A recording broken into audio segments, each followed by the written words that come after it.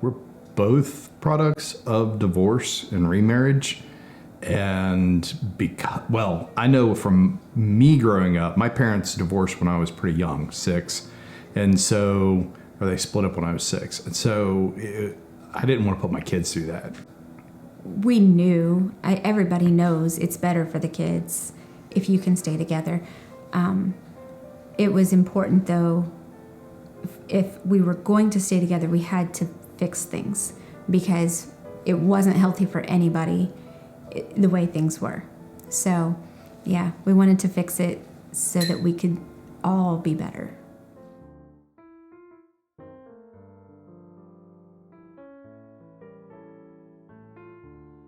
I was 6 when my parents started going to marriage school. And I was 3 when 2 or 3 when my parents started going to marriage school. 9 or 10? I was about 7 or 8.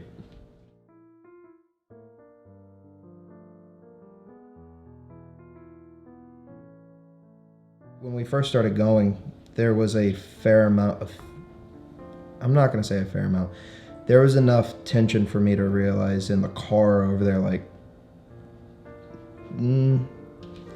something's a little different for this Bible study.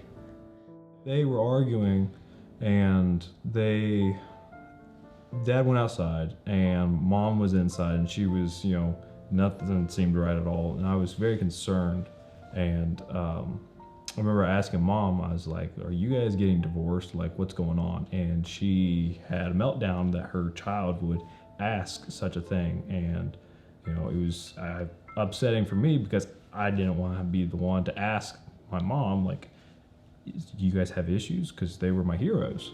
I didn't want them to be, fighting or, at a point where they can't stand each other anymore. They were like the dynamic duo. They were supposed to be together. And so the kid, it was very upsetting to, watch that happen. And it scared me at a young age.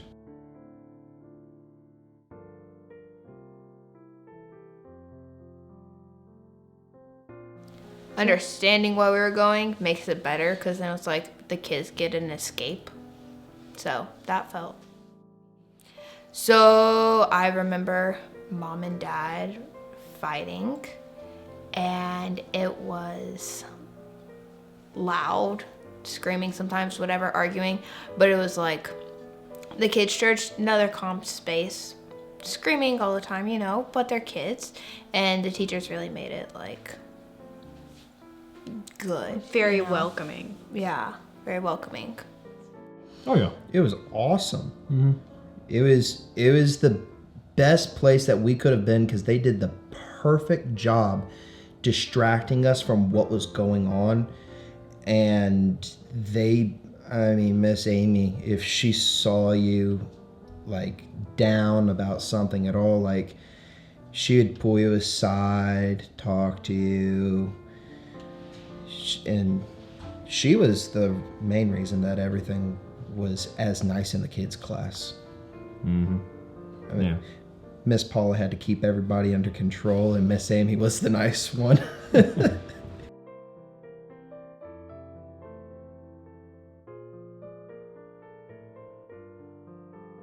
I don't know if I could imagine like having to split my time with my mom or my dad or. I feel like it feels like it's picking a side, which is something I don't like to do. Right. It's not something I'd If it had happened, I don't know.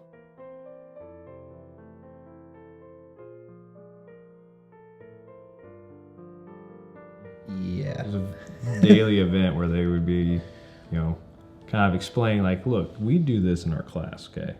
And we feel like it would benefit you and your siblings to practice the same things. So let's go over I statements, all right? When you're mad, I want you to practice.